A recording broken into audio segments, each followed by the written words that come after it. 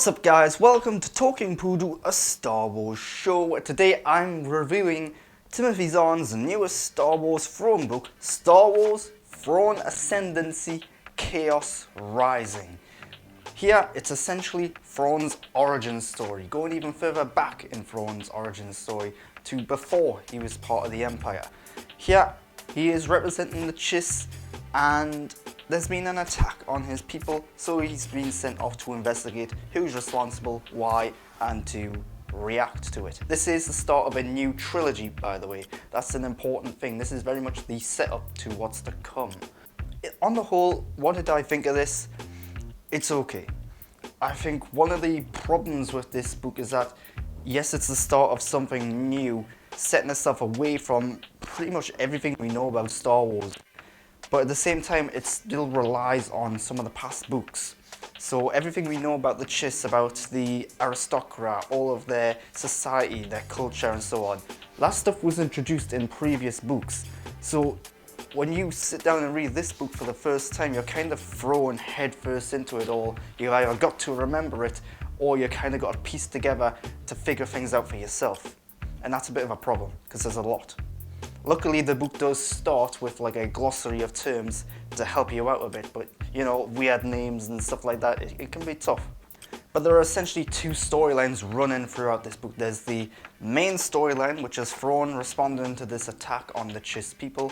Then there's this flashback storyline of Thrawn rising to the position which he currently has, showing us how he meets certain individuals and people in this story, and of course focusing on an event of his past. Now here's where the other problem with this book starts, is that one of these storylines is way better than the other, and it's the main one. The main storyline is full of twists and turns, full of thrilling action sequences and big events and moments.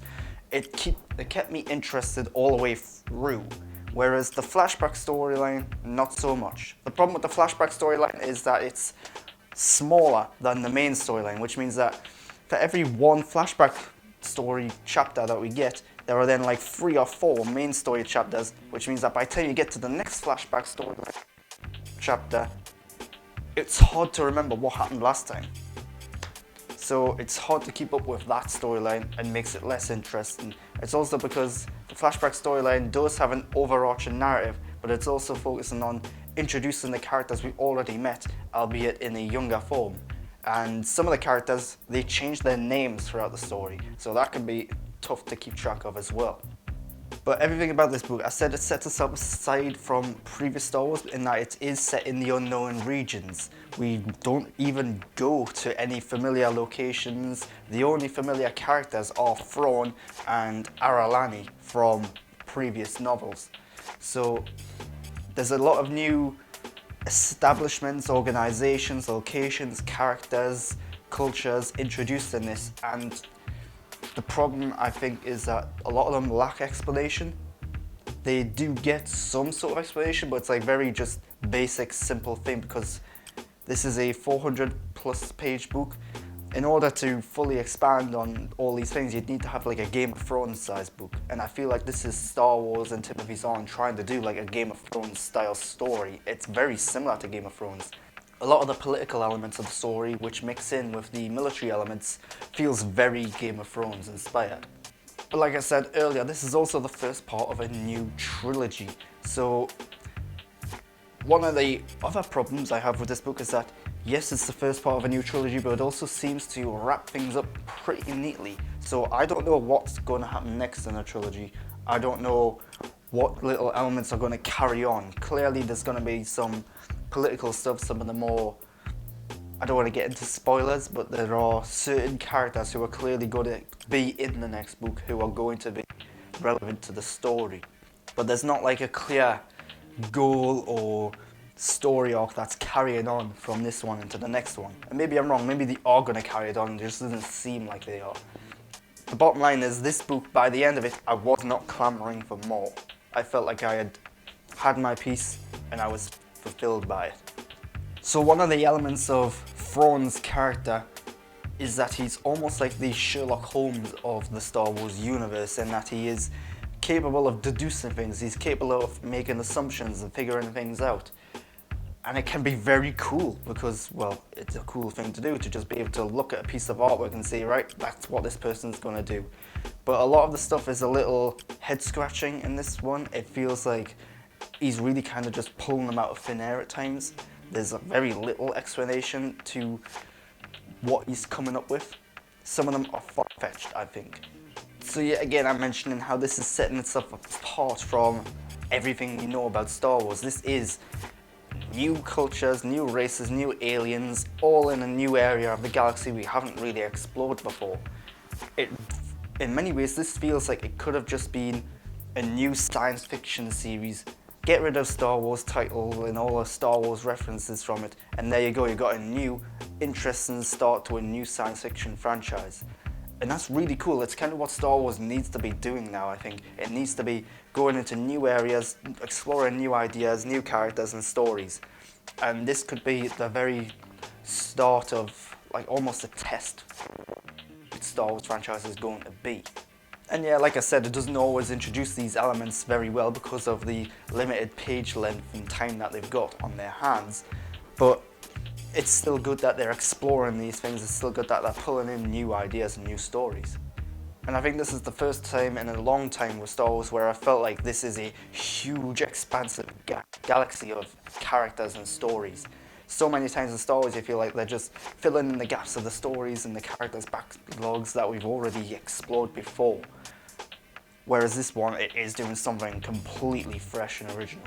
So let's talk about the characters. Obviously you've got the main character of Thrawn. Again, Thrawn is brilliant. He's one of the best Star Wars characters ever made. And he's constantly captivating, constantly interesting. And he has another problem. It seems like I've got a lot of problems with this book. I did enjoy this book. I did think it was okay. It's not great, but it's not bad.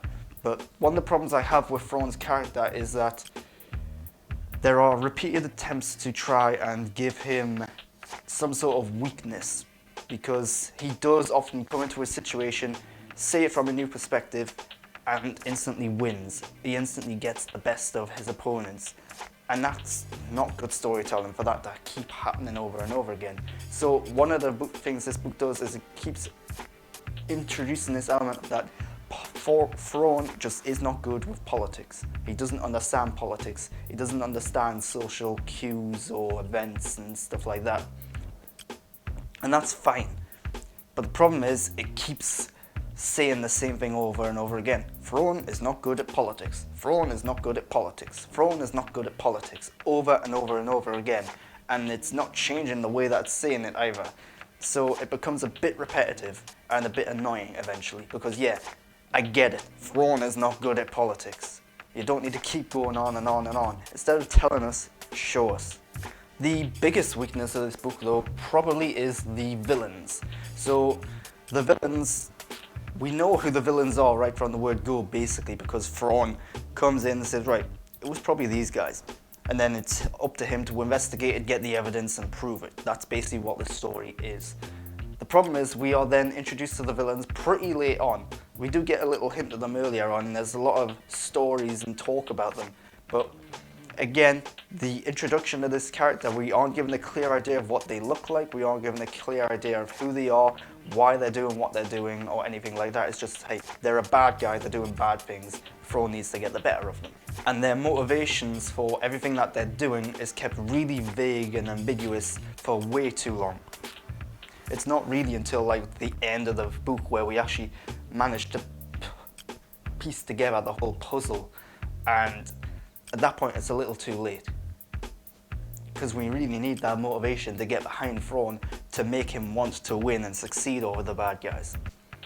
And it's a shame that that doesn't come till right at the end, because then it means we're having to basically plod through the book to figure things out for ourselves. There are two new characters introduced in this book, and I think these two new characters are the best thing about this book. They are Thalius and Sherry. Sherry is a young Chiss who is capable of telekinetic abilities that can help navigate the Chiss through the chaos that they call the unknown regions. Whereas Thalius is a former Chiss who was like Sherry, who's snuck aboard Thrawn's ship for reasons which are initially unclear, and now she's acting as Sherry's mentor in order to keep her position on board the ship.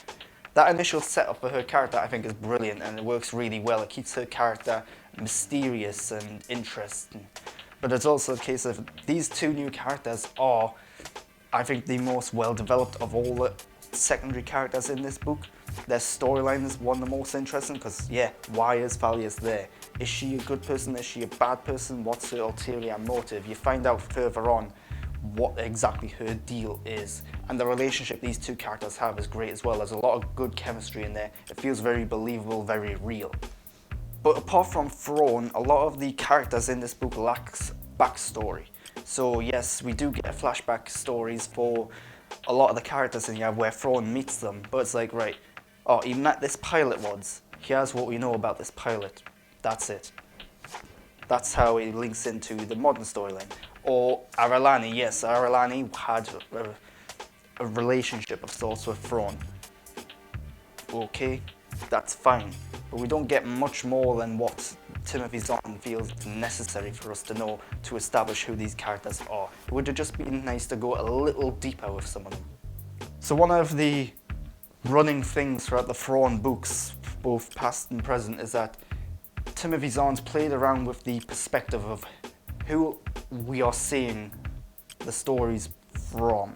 So in the original Thrawn trilogy, for example, it was often Gilad Palian who we were seeing Thrawn through. It was always Gilad Palian's perspective. We never actually got to dive into Thrawn's mind and what he was thinking and so on, because that's less interesting in my opinion. I don't want to know what Thrawn's thinking.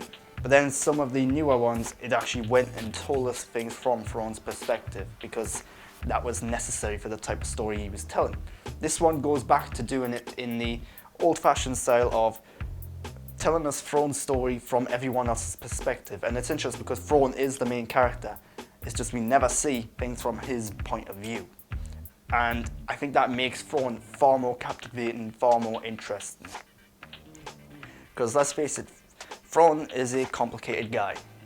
And the way he works, the way he acts, the way he behaves is tricky to convey. One of the things about the past Thrawn novels, where it was from his perspective, is that he often had like a sort of rhythmic, musical sense to the way he was thinking things, and it was hard to read. It wasn't all that interesting to read. This time, we can still keep him interesting by having other characters bewildered and in awe of him almost. So that works really well in his favour.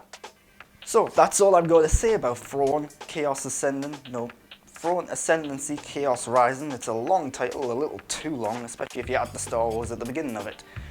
I think it's an okay book. I'm not exactly clamouring for more, but I do like the character of Thrawn. I do like the way Timothy Zahn writes his books. So I'm definitely going to continue reading this trilogy as it comes out. I'm not entirely sure where the trilogy is going to go. But again, I thought this book was okay. I didn't think it was good. I didn't think it was bad. It's smack bang in the middle.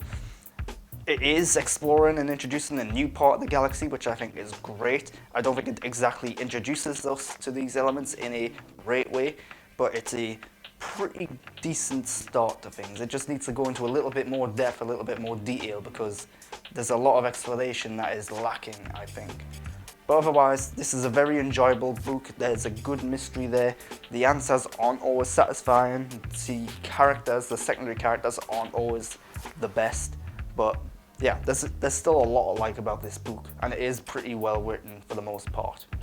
And of course, if you've liked this review and you want to see more like it, subscribe to my channel, why not? And of course, you can also go over to Twitter and Instagram, follow me at _Grant Burton to get all of my thoughts and opinions up to date as I get them, and if I can be bothered to post them. Until next time though, thanks for watching.